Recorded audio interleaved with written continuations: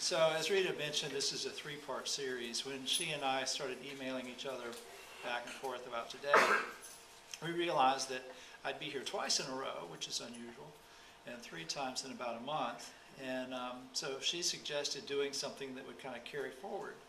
And it happens that I'm working on a project kind of relating to contemplative practice in higher education and that sort of thing. And so I've been looking at all these different methods of training the mind that I've worked with and that I've talked about.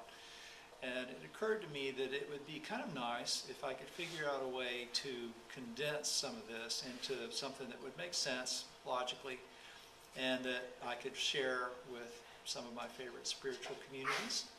And this is a good place to start.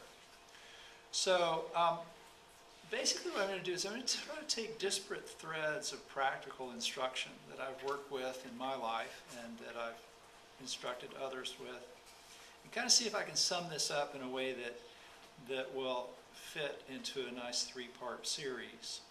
And if you look at contemplative practice from a Buddhist perspective, you'll see that that actually fits fairly well. There's 3 main areas of activity, what the Buddha called right effort, right mindfulness, and right concentration, which basically means that we let go of harmful or unhelpful mental phenomena, and we cultivate skillful, helpful ones. So we pay attention in a deliberate, non-judgmental way, and we exercise control over our mental responses to things that enter our awareness. So effort, mindfulness, and concentration are sort of the house of contemplative practice, of contemplation for the purposes of mental development. These are the tools that we use to develop an awakened mind. And most people, I think, probably think of contemplative practice in terms of sitting on a cushion with your eyes closed. But as you saw a minute ago, it can also involve using your attention in deliberate ways while doing things that we all do, like eating, for example. So we can use walking meditation and things like qigong and even archery and flower arranging and those kinds of things as a way of kind of awakening the attention in special ways. There's a huge spectrum of contemplative practice, and I couldn't possibly cover it all in 3 Sundays. But I think I can kind of put things together in a way that we get a sense of how to begin developing a contemplative practice of our own and why we might want to. So let's look at the why of this. When I ask people who show up at Volusia Buddhist Fellowship meetings or at White Sands Buddhist Center, I say, why are you here?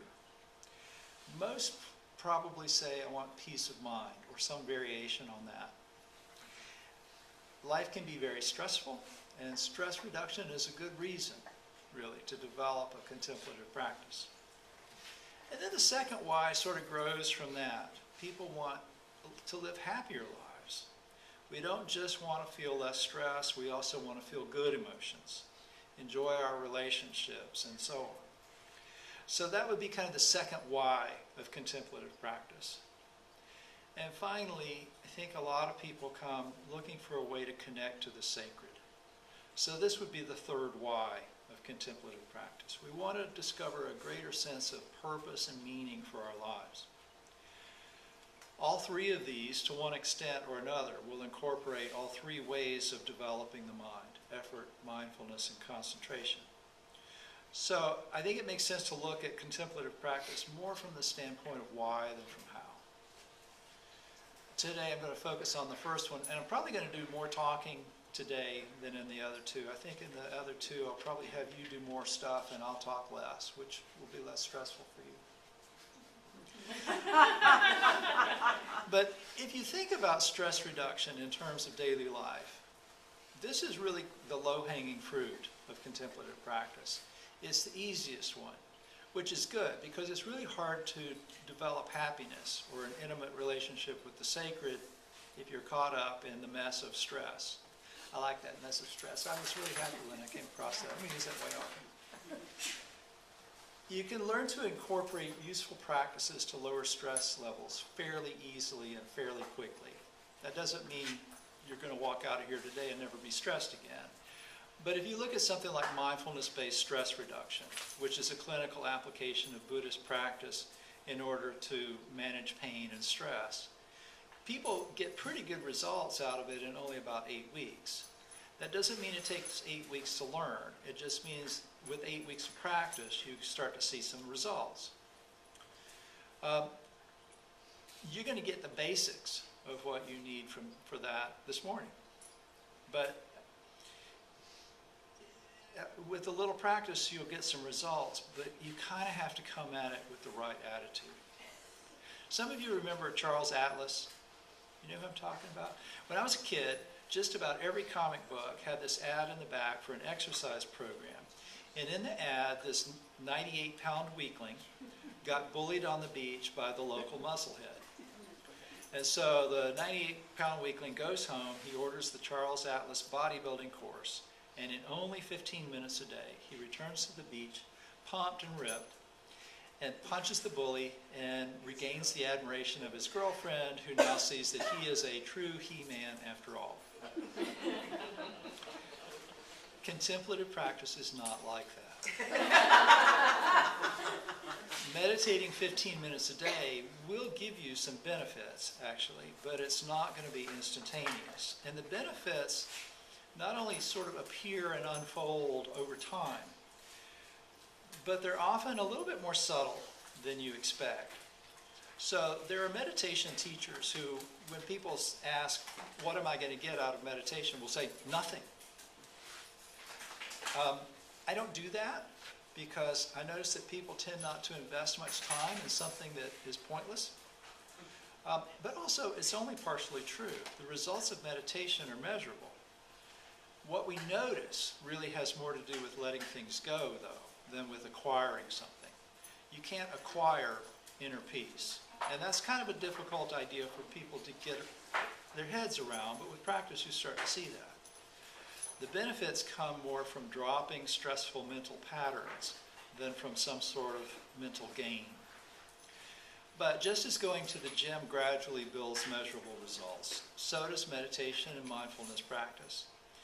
Some of these practices are 2,500 years old, but scientific evaluation of them is fairly recent. It's just been happening over the last couple of decades. So as medical science developed things like the fMRI, we started to be able to see the effects of meditation on the brain. And so we've learned that if you focus your attention on breathing for a while with some regularity, that your prefrontal cortex becomes stronger. And that's the part of the brain that has to do with executive thinking and decision making. So this suggests that developing that area of the brain gives you more ability to regulate things like anger and feelings of powerlessness. So if you meditate 15 minutes a day every day, you don't need a Charles Atlas course. Other studies show that when you learn to do a body scan, the insula becomes more active. And that's the part of the brain that's associated with things like empathy, moral intuition, and even the ability to enjoy music. So if you practice mindfulness of the body, you become emotionally more self-aware. But for now, we're going to focus on the idea of deliberately paying attention. So the three forms of mind training that the Buddha taught, he used the term sati, which is usually translated mindfulness. It's kind of like keeping in mind what you're doing with your mind. There's several aspects of this, and there's some related concepts. But to simplify a little bit, mindfulness is a meditation technique, and it's also a way of being attentive to the way the mind is engaging with life. So in both cases, we're deliberately paying attention with purpose, moment by moment, in a non-judgmental way. So when you're not paying attention, when you're just kind of letting your mind wander, the mind tends to gravitate towards sources of stress. Think about how you're standing in line at the grocery store, you're not really paying attention to anything, and then suddenly you notice that the person in front of you is going to pay with $40 worth of pennies and nickels. You could become very pleased and happy about how efficiently the cashier is handling this transaction. More than likely, you become very annoyed by how this is taking extra time, and so it's kind of getting in your way of getting home with your ice cream, which is now melting. So, I'm not a neurologist, and my understanding of this is fairly minimal, but I gather that this has to do with a network of brain regions that's active when your mind is just kind of wandering. evolutionary psychologists say that this serves a good purpose. This particular network is kind of the seat of the self. So when we're thinking about ourselves and judging others and their actions relative to our self and what we want, then this network is active, and that's a big source of our stress. So certain types of meditation and contemplative practices tend to actually change the way the network works and the different areas of the brain that are involved in that network. And so it moves us out of this kind of negative state into a more positive one that engages with experience in more pleasant ways. So let's do another exercise. I'm going to ring the bell. And when I do, I want you to just close your eyes and just see what's going on in your head right now. Okay? Don't try to think of anything special or do anything special. Just observe what's happening. I'm going to just let you do this for about 60 seconds.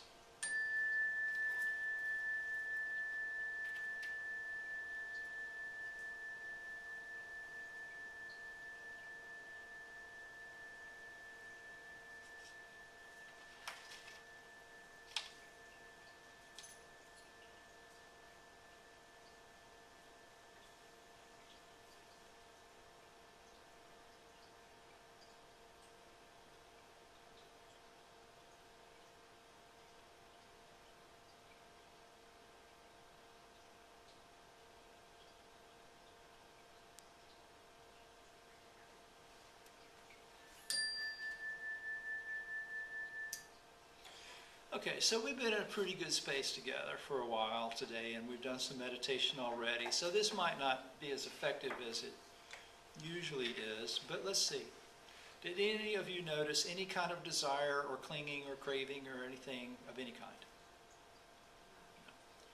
No. Any annoyance? No. Yes. Okay, good. Restlessness? Anxiety? Impatience? Good. Sleepiness? Boredom? Doubt? Emotional resistance? Okay. Well, if I had done this right after you got here, we'd probably have gotten different results. And if I'd asked you first to kind of think about politics for a few minutes, you would probably have noticed more of these stressors. So these 5 states that I mentioned are all stressors. If you observe them in your meditation, they probably appear as stressors in your life. Everyone experiences them. And so by just taking a moment to look into what's going on in your mind, you've taken the first step toward reducing it. So now let's spend another minute doing something a little bit different. Go ahead and close your eyes. But this time, I want you to bring your attention into your right hand. And just notice whatever's there. How does that hand feel? Do you feel any temperature of air moving across your hand? Do you feel your hand resting on another part of your body? Are there any unpleasant sensations? Pleasant sensations? Neutral sensations? Do you feel any tightness? Is it relaxed? Can you feel individual fingers and joints? Feel any desire to move or tense, untense?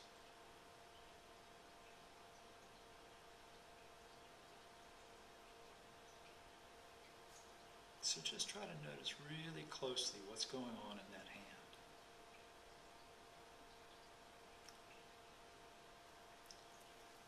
Okay, so you can stop.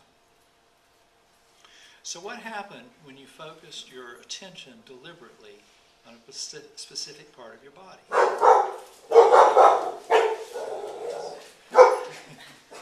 Did you feel the same stress? Did you feel less stress? Chances are you felt less stress or no stress. Because when we rest our attention on something, we kind of shift out of that neural network that's associated with stress into one that's less associated with stress. So that's fairly easy to do for 45 seconds with me telling you what to do. but it's a little harder to do on your own. But that's okay. That's why we call it a practice. When your attention wanders, you just bring it back. And when you do that, you're learning to let go of whatever your mind is clinging to and go back to directed attention. So I've said this before here, I know probably half a dozen times, and I really should probably say it every week. Your experience of life, and whether it's good or bad, has almost nothing to do with what happens. It has almost everything to do with how you pay attention. So what you pay attention to tends to grow. So if your attention goes to stress, to anger, restlessness, boredom, cravings, things like that, then those things begin to dominate your experience. That doesn't mean that if you start to meditate and practice mindfulness and that kind of thing, that you're not going to get angry or doubtful or covetous or anything like that. But if you have a tendency to experience those things, which you do, they're still going to arise sometimes. But you get better at letting go of them and shifting your attention in more skillful directions.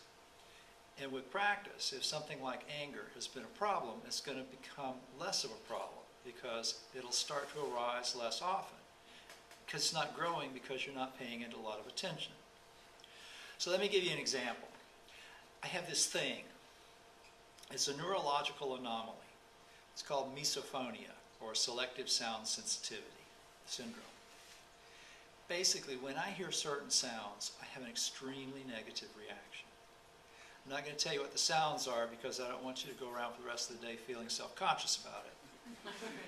But when I first started experiencing this, it typically starts to appear first in late childhood or early adolescence. I think it was, probably around the time I hit 12 or 13 for me. I would get really angry about some of the sounds that people make. And I didn't understand why other people weren't angry about this too. The syndrome was actually identified fairly recently, and scientists only began to study it a few years ago. There's really not much you can do about it. I can't prevent these feelings from arising, and I can't always avoid the sounds. But if I'm paying attention carefully, I become aware of my feelings as they arise, and so I can put some space between their arising, coming into my attention, and my response to them. And that's a skill that anyone can develop.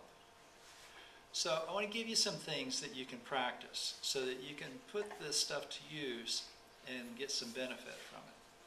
But first, remember, you're not going to learn some technique today that's going to make this all easy for you. You can expect some difficulty, and that's okay. If you're struggling, that means you're trying.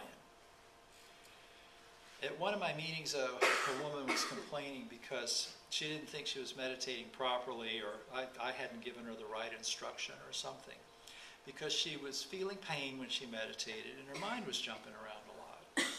And I told her that that was actually a good thing. When she sat and closed her eyes, she was able to notice what was going on in her mind and body. And that's really the first step.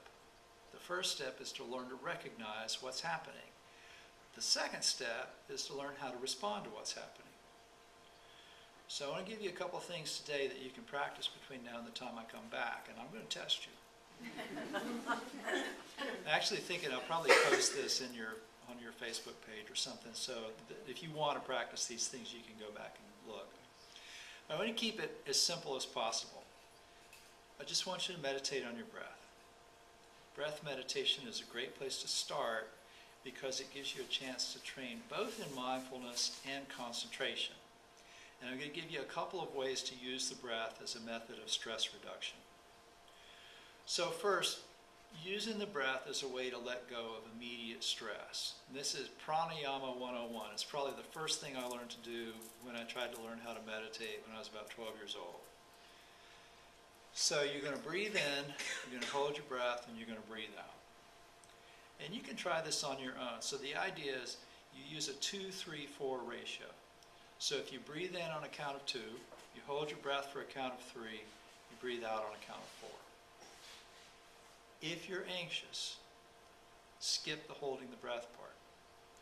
Try this a couple of times. You can go 2 in or 4 in, 3 out or 6 out, hold, 4 out or 8 out.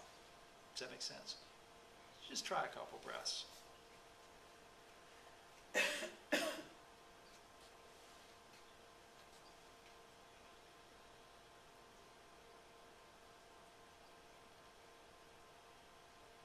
So breathing in, 1, 2. Hold, 1, 2, 3. Breathe out, 1, 2, 3, 4.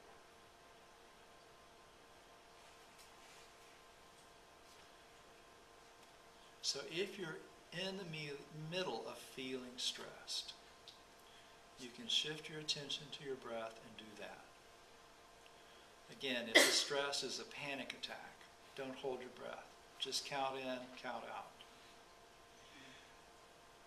3 breaths up to about 10. You don't want to do it any more than that because you're likely to, because if you try to do that more than that, it'll become another source of stress, and we don't want to do that.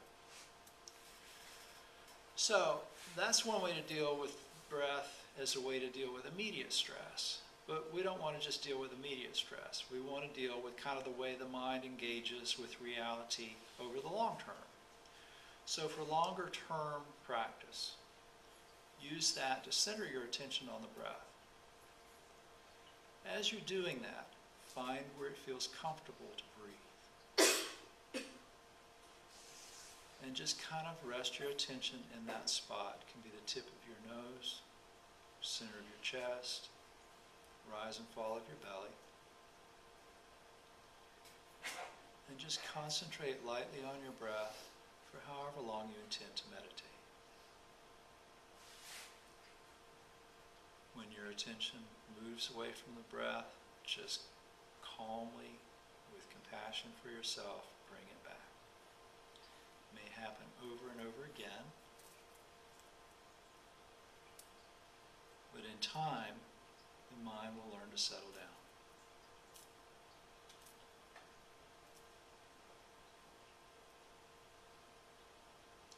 So if you want to practice this on your own, I'd start with about 5 minutes. You can work up. If you did this 10 minutes a day, every day between now and next Sunday, I'd be impressed. And you'd get some benefit from it. Okay, so in contemplative practice, working with mindfulness, kind of being aware of what's happening moment by moment without judging it, leads to insight. Concentration, which means keeping your attention on something, tends to lead to calmness.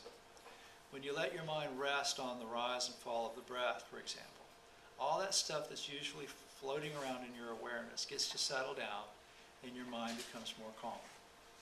So concentration and mindfulness are connected. You need a certain degree of calm in order to see what's going on in the mind, and you need mindfulness to know whether you're paying attention or not.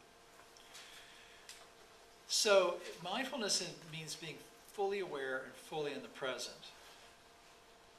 Paying attention to how your mind is engaged with what's going on. So you can use that as a way to deal with stressful emotions as they arise. So if you're out in the world, you're at work, shopping, or whatever, and you notice you're feeling stressed, you can bring mindfulness to that moment. So the first thing to do is observe what's arisen.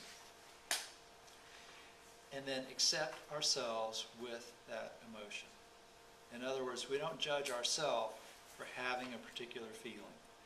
Feelings are not ours to control anyway. We just simply note what has come into our attention. And then we notice if we have done anything to generate thoughts that maintain that feeling or that create other stressful emotions. For example, you might have a memory arise about something that someone did to you and harmed you in some way. And then you react to that memory by compounding it with more thoughts about how they shouldn't have done that or whatever. So you get angry about being angry. With anxiety, that's very common. Anxiety arises and we feel like we must not be anxious, or we start being perfectionistic about it or whatever, or imagining people think less of us for our anxiety and all of that stuff. So we notice if we're doing that. And then those thoughts we can let go of. It's not easy to let go of, but we can start letting go of them and then kind of relax into the spaces between them. whatever unpleasant feeling is there, we can coexist with. So as we relax into the spaces between these stressful thoughts, we release whatever we can, and we accept whatever feelings that we can't. And then finally, we can look at the values reflected in those thoughts that led to our unhappiness to begin with, and we can start to cultivate values that lead us toward freer, fuller lives. And we'll talk about that more next week. So in closing, I want to offer you a benediction. Source of light, peace, and wisdom, we close this gathering with gratitude for the many gifts and blessings we have received. We pray that the health, creativity, and brilliance of our spiritual community is maintained, and that our futures be filled with the experience of awe at the wonders of existence. May each of us bring to this community and to one another an openness of heart and mind, so that as a group we can address the great challenges facing our world. We pray that we remain always ardent in our search for truth, alert to the pitfalls of pride and conceit, and aware of the many gifts offered to us by each precious moment. May we remember that our thoughts may be revealed by our words, but our true self is revealed by our actions. And recall that there's no true wisdom without compassion and no justice without kindness. Thus, may we make kindness and compassion the foundation on which we build our relationships with one another, with the greater community, and with all beings.